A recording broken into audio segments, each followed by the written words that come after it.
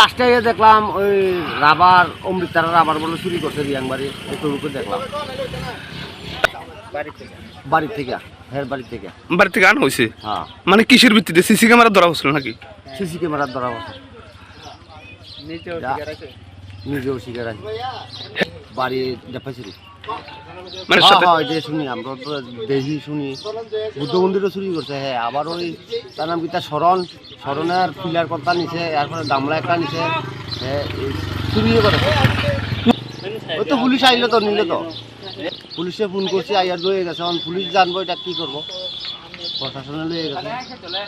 বিয়ার মধ্যে উজ্জ্বল চাকমাতে একটা ছেলে আছে সবসময় মানে পাবলিকের একটা ইন্ডিকেশন সবসময় তার এগেন্সে আছে। আমি তাদের দুইবার নিয়ে জিজ্ঞাসাবাদ করছি এরকম ধরনের কোনো কিছু রিভিল হয়েছে না।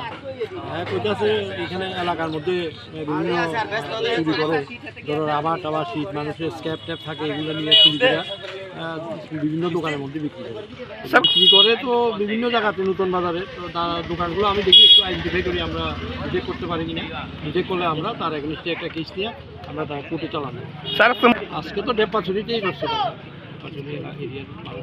চোলাগান খান।